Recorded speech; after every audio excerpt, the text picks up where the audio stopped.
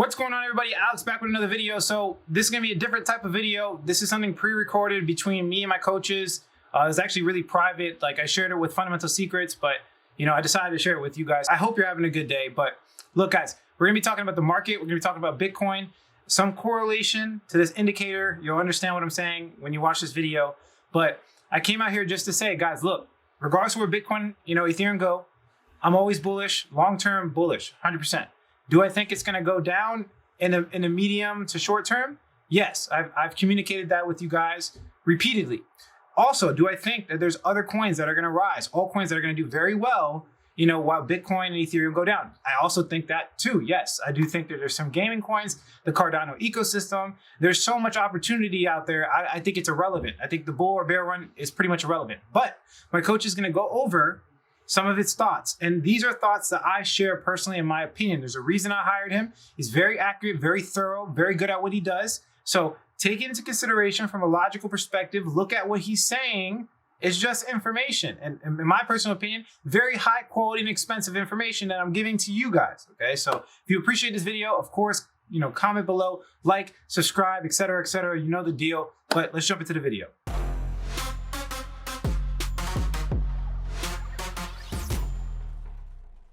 Dig out correlations because obviously knowing the movement of certain assets and being able to anticipate movement of your own asset may help, right?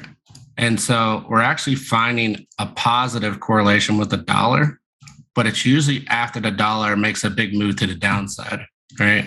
So once the dollar makes a big move to the downside, then we see a positive correlation with crypto to the dollar. I think I was looking at market cap, but it might have been BTC overall. Yeah, I think it might have been BTC. So let's go with BTC. We just found the chart. Sorry, I should have had this up already, but apparently I didn't. When you say Elm, what does that mean? Market maker. So the person's kind of moving the money back and forth. So, and that could be a correlation of multiple people. It could be a correlation of one big whale. It could be retail by itself. It could be institution. So whoever's kind of pushing the market up and down, because we can see clearly, like, there's certain areas that these whales are defending specifically, because like you can see when BTC is looking very droopy, all of a sudden, anytime it touches a certain zone, it instantly gets bought back up into its original zone, but they never buy higher, right? That's the way BTC has been sitting. They push it and hold it in a specific zone, and they want other people to buy on top of them. You can tell what they're doing with the movement that they're doing. So as far as where BTC is currently, I think BTC is near top personally, but we'll see where that goes. I think we have one more push up, and I'll show you that on the market cap, because the market cap does show that very well. And then once we figure out that push up, then we can kind of allocate what that'll look like. Okay, so right here, it's kind of the beginning of the market, right? So we have our first push here. I don't know why I have this here. Let me delete that real quick. So basically, this is Bitcoin's kind of its first push overall. So we see Bitcoin kind of take off from here and then run up, right? But you'll see here where that initiates is over here on this one. So we have this initiation of Bitcoin starting to move as the dollar goes boom, right? And then all of a sudden, when we get that bounce right here, this little bounce is actually what pushes crypto up, right? And then after we get this little bounce, we then roll over, and that's this drop right here. And then as the dollar starts going up, we see Bitcoin does what? It just starts to run sideways because the dollar has more strength at this point. And then we then again fall over, right? And then we fall over again. And this little fall over right here initiates this market right here, this little mini market. So this isn't like the big market. This is the mini market before the big market. So this is going to be a little bit obstructive as far as putting the rainbow over this, but it makes it easier to understand where we're looking at. So this was the time that we double topped right here. So our 2 into our 2. So when that market, when the dollar ran up, the 2 ran up with it. And then the dollar ran down, and then we see the 3 right here. So it's like we have this initiation, and then as we have the drop, we have a blast off, right? So it's kind of a reactionary push into a drop. And that's basically what happens. So crypto actually reacts late to any type of scenario with the dollar, right? So as the dollar's starting to dive, you see it right here, crypto then hits a bounce, or the dollar hits a bounce point right in here. See that bounce it hits? And when it hits that bounce, boom, hits crypto to the ceiling. Crypto then hits the ceiling. And then as the dollar tanks the second time, what do we see with crypto? It drops with it, right? And then we get a bounce right here. And that pushes us up right over here. We hit this 3, right? And this peak right here is this 3. And then we drop again. And then the dollar takes off, right? And when the dollar takes off, that's when you get the massive crash in crypto. So these big pushes cause big drops. And then over here, we get the same thing on the 4, right? So we come over to the 4. We have our crash, kind of like what we did over here, because we had basically all this stuff right here. And then we had this big crash into the 1. And that's what kind of initiated everything on the 1. And then big crash into the 2. And that's what initiated everything on the 2. And then crash into the 3. And then we run into the 4, right? And now the 4 does the same thing. 4 peaks right here. So it's kind of starting this cycle here. And as the dollar drops, boom. And what happens when it bounces? You see that? Yeah. Wow. On that bounce is the end of market every time. And then on that bounce, we then fall, right? And then the dollar gets strength again. What happens with that strength? We go to the floor again, right? So we get the 5 right here. 5 right here is the top of our market, the drop, right? And then basically we run up and then fall over again. That right there was the black swan event. Right here on the 5, this was supposed to be our new bull market. It was supposed to initiate right off of this, right? And then the black swan event ripped the bull market down and pulled it down right here. So this was supposed to be the takeoff, and then this became the new takeoff. So since this became the new takeoff, I think my theory is saying that if we pick this up above the floor, we hit the ceiling multiple times, that was our top, right? And in that same scenario, we got our 6 here, right? So our current drop. Now keep in mind, anytime we have these little markets, we don't have big pushes, right? We don't have big pushes to the upside. I know it's a little bit obstructive. There's a lot of stuff on the screen, but the 6 and the 7 really kind of show where things are going, right? So let's get rid of this because that will help.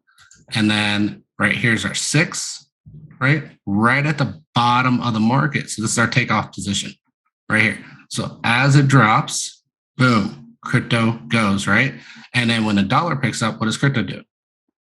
It drops with it, right? Well, actually the dollar runs sideways right here. And then that's where crypto drops. And then right here, boom, 6. See the 6 right there? And then when the 6 drops, boom, 7, right? 7 is our current drop right here, if we look at it. So I marked these out, kind of where these positions were. So this is the initiation before crypto dropped. So the dollar dropped massively. And the very next week, crypto followed suit with the dollar, right? So it lagged just a little bit behind.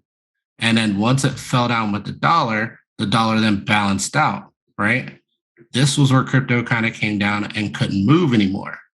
And then once it got down so far, and you could see the movement, look at this movement and look at this movement on the weeklies. They almost look identical in movement, right? So they're correlating almost perfectly as far as dollar goes and stuff like that. Then we get this massive boom right here for the dollar, right? And that's where we really start to see that slowdown for this thing to actually stop going down, right? And then on this candle right here, this is the day it just stops going down. And that was the big push in the dollar. And then once the dollar gained so much strength as far as movement, we then topped here. And that was the initiation for the flip, right? Because we got a little bit higher. And then what did we do? We ran sideways again, right? What does sideways do? It slows down the movement. And then basically we had the dollar right here kind of die out. And what happened the next day or the next week? We followed suit with the dollar, right? So in reality, we pulled back down. What I'm thinking is we go up a little bit more because we're seeing the dollar getting ready to crash again, pretty much, right? So the dollar right here is under this bear flag right here, or this trend line, and I'll show you that on the RSI. But really, the dollar is pressuring to try and push up, and it actually blew up today, hit that top, and then got rejected. And then when that happened, the S&P spiked, and then it dropped to the floor pretty much for the S&P. So we should see crypto follow as an asset in a reactionary push to 50, 52K, I think, and then just a dump, right? Because I think the dollar right here, I don't think it's going to make it through at this position. If we look at it as far as on the RSI and the MACD looks like it's pulling through, right? But in reality, if we look at all the tools on the MACD, our volume is actually going down, right? So our volume's pointing down. So this to me would say bearish divergence as far as the movement for the MACD. Ultimately, we'll have to let everything kind of play out on the weekly. Again, this is a bigger time frame. Whereas right here, it kind of looks like we're hitting a ceiling. Like we've been trying to break through it multiple times and we just keep getting smacked off. And I think at some point we just reject and that dollar should come back to the downside. And when we see that, we'll see maybe a push on crypto and then we should see it follow, really, is what I'm seeing happening. But I mean, everything in line as far as the way things are moving lines up perfectly, right? As far as how everything's moving and stuff like that. But yeah, that's super interesting. Yeah, the price movement has followed to a T, man. Like, look at this, 6. Right here was our bottom. That was our bounce. That's kind of where we started to retrace. And then as we went back up, what happened? We went up, we topped with the dollar, and then we fell back down with the dollar, right? And then we kept pushing because we run a little bit behind the dollar, right? This is a late reaction. And then as we pushed back up, crypto then followed. So I'm thinking as the dollar pushes back up, crypto so one of two scenarios happen here. The dollar will either go like this and it'll fall over hard and that will pull crypto down, or the dollar will take off and that will still push crypto down, right? Because anytime the dollar has made a massive move to the upside, it's been negative for crypto too, as far as in the past. So it kind of has to be in this neutral play zone for these markets to happen. If you look, basically our whole market has existed right in here on the dollar, right? That's our whole market. I think if we move out of this market structure, either direction, it's going to be bad for crypto. We need to remain in this market structure for crypto to remain moving to an upside and continuing forward. Otherwise, it will bring attention to other assets, I think. And I think people will start migrating from crypto to other assets because if the dollar is stronger, there's better assets, right? If the dollar is weaker, there's safer assets. There's a lot of things that people will kind of balance there. I think that will kind of take away from crypto. Crypto exists for the most part, from what I see, in specific zones where the dollar is playing, right? So this one right here, as we can see right here, this 3, this was the end of this market right here. When the dollar shot up like that, that was the end of that market over on the 3. And that's kind of what I'm saying is like, whether it goes up or whether it goes down from this position, it's bad. It needs to stay in the zone or it's going to be negative for crypto. That's crazy, man. That's interesting. Yeah, it's really weird how it's operating, but like, because I always thought they correlated opposites, but in reality, they've been in line as far as price movement, at least right now, right? Their correlation right now is showing in line. So whatever the dollar does, I assume crypto is going to follow doing. So if the dollar takes off, we should see possibly another bull run, as long as it doesn't take off too hard, right? Because if the dollar outruns the pace of what crypto can move at, then we're going to probably see a crash anyways. And that's basically what we saw back here. What was it? On our 3 is the dollar just took off so fast that crypto just dumped. And I think that's because profit margins, right? Another interesting thing that I saw is anytime, okay, so let's go right to the hourly.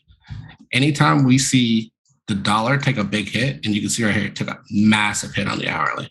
But anytime we see the dollar take a big hit, we see the whole market, okay? Because this is something else I haven't showed you guys. the whole market takes a hit. Now, I've realized what is happening here, and I don't think a lot of people know what's happening here, is our stable coins are pegged to the dollar, right?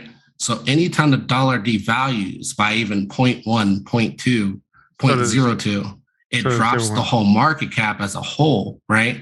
And then people think that the market is dropping and they start selling. Oh, I Does get that what make you're saying. sense? Yeah, it does make a lot of sense. It's kind of like taking the liquidity out because the dollar value is dropping on the stable coin. That's crazy. That's interesting. And in reality, like this is everything's tied to the dollar, right? So anytime the dollar takes a hit, our whole market cap takes a hit. Whereas like euro and everything else are unaffected to this market because they're not in this market as far as a stable coin, unless there is another version, which I think the DAI is, right? DAI is another version. Or is it pegged to the dollar too? It's pegged to the dollar too. It just uses so it doesn't matter then. as a stabilizer. We would actually need another asset that's not pegged to the dollar to actually see what is actually going on there. But I'm pretty positive that at this point that the dollar devaluing ends up pulling the market cap down as a whole and causes selling. So I get what you're saying. Yeah. It's interesting. I like it, and that's a really good perspective. I appreciate it. Yeah, I mean, again, that's just my thoughts on all that. I'm very not convincing. Definitely convincing. That's kind of crazy. The tricky part is when the dollar goes on a run, you will see that initial dump. But then we'll see like the markets catch up and then they'll fly up. Yep, they follow behind because crypto is lagging behind the dollar. That's exactly what I'm saying. Is crypto is like a step behind the dollar. At least on the weekly, I'm seeing that a whole week behind the dollar as far as price movement. A day or two before stocks catch up, and then as people move through the riskier their asset risk levels will catch up. Whereas we have the benefit, we're already in crypto, and we see the chart. We're like, well, we're a step ahead of them. Yeah, and the other thing is too is like I'm following other assets, like I'm following S&P, I'm following gold, silver, and all those other ones to try and find movement in the market. Really, what I'm trying to establish here is I'm trying to establish market movement, not just based off of history, but market movement based off of other markets, right? Because if we can find a first mover before our market moves, and we can follow that first mover, I mean, essentially, we can exit early, right? We'll never get caught in a downturn. Especially the dollar, like at this point, just went straight down. That would be probably a good indication to exit the market, right? Yeah. A lot of people think that, oh, okay, the dollar goes straight down, the crypto goes straight up. No, even if crypto were to go up from the dollar going down, it would reactionary pull way down and then come back up, right, as a bounce. So we would still be smart to exit the market on a drop just so we can catch the bounce if the bounce is to occur, right? So, I mean, there's so many different factors, and that's why I'm trying to take approaches that make sense and put them together in this. And I'm not one of those people that's stuck on, this asset's the best asset, BTC, ETH, or anything like that. To me, an asset is an asset, and I think any type of place that makes money understands that value. And I honestly feel like a lot of this in this space is price manipulation, but I think it's more in the factor of people that have been in the space, right? So people have been over here, they bought over here, they sell up here, right? And they buy back in down here. They DCA in. So they sell at the higher positions. They can DCA in at the lower positions, run the market into the next one, and then it's just compounding, right? They never sell everything. They hold part of this to DCA their position here when they buy in here. And they just keep compounding their interest. And I don't know exactly how much they're taking off the table each bull run, but I do know when looking at the markets, I'm seeing on market cap, I'm seeing an 80% drop, right? On a market cap, every market. The other thing I was looking at too, and this is what I was trying to explain to other people. They're like, oh, this has to double top, this has to do this and that. It's like, no, it doesn't. It's like if you look at crypto as a whole, this is on the monthly. What do you see here? Does this look anything like this? No. That's what I'm saying. Like this is a market. Obviously, this market cap doesn't go back to 13, but only thing I can really compare it to in reality is this market, right? And if we look at the size of this market and we look at the size of this market, This is like a little nugget, right? This could very well be this, right? It could very well be one of these little anomalies in between and not really be a bull market, right? And that's kind of what I'm going with it, because typically these bull runs, like if you look at them time span wise, you're talking about just massive time spans from end to end, right? This one is 600. See, that's like a 2-year run, basically, if you think about it in cycle, from floor to floor. That's a 2-year run. We're basically here, and I'll say we started here. We're at like basically 1 year, right?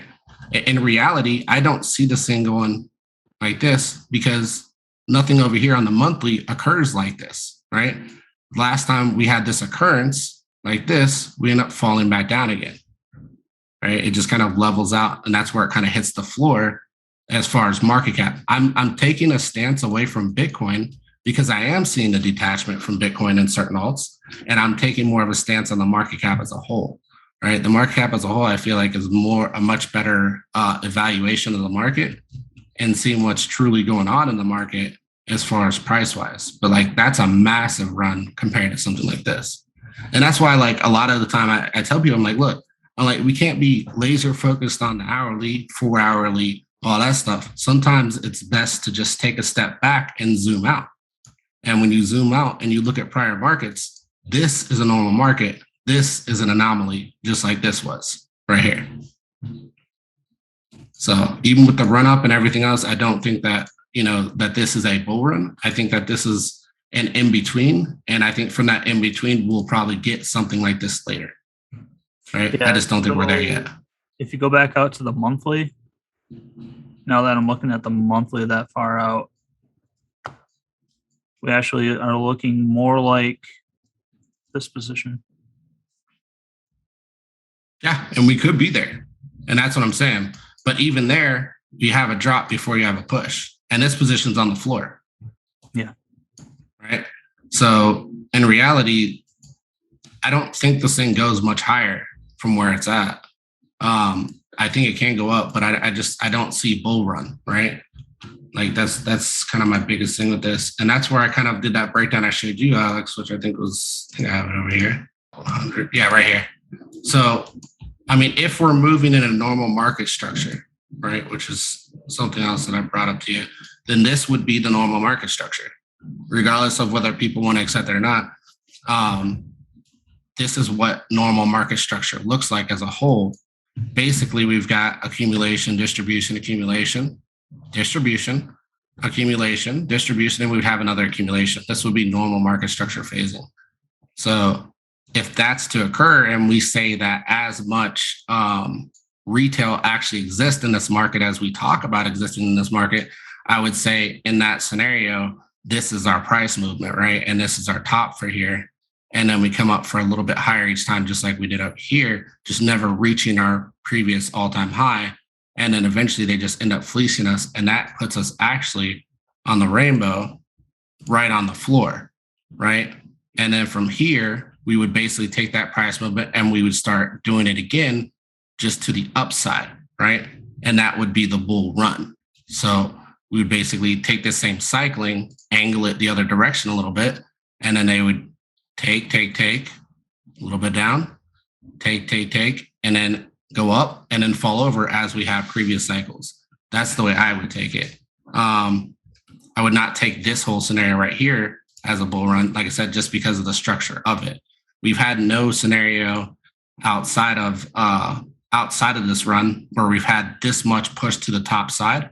Like I said, because I think this would have been at the top if we wouldn't have had that fall over. So that was a lot of push to the top side and just too much resistance coming out.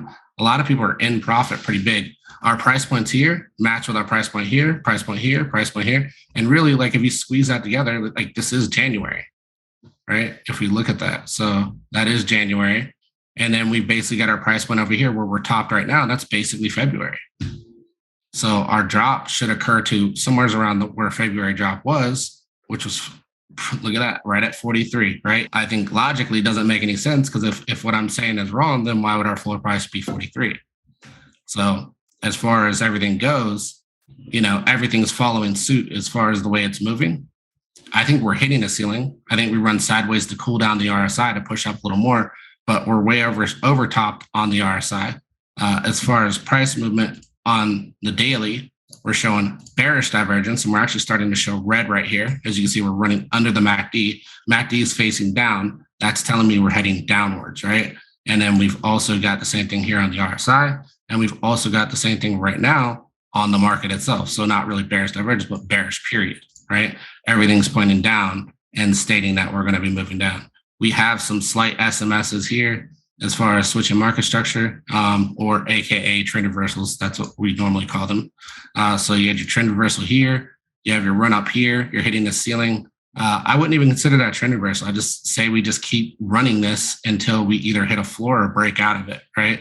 And I think that breakout position lines up right with our end position, right? And then on the weekly, it's also showing the same thing right here. Look at the weekly.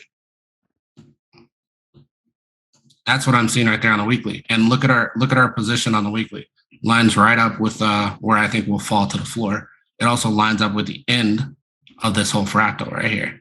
So if it lines up with all that, I would assume we're pushing up to try and touch this and then just getting rejected on it. And then we just have to keep playing it until we hit the floor. And then on this floor, I think we end up getting pressured to a point on the bottom of the RSI to where we have to take off. And that's why I really think like this price movement makes sense to run into a bull run, right? It's kind of like pushing something into a space that it has no more room to go down. So it has to come up, and that gives a reactionary bounce to the upside, and that causes the market to shove up into a bullish scenario.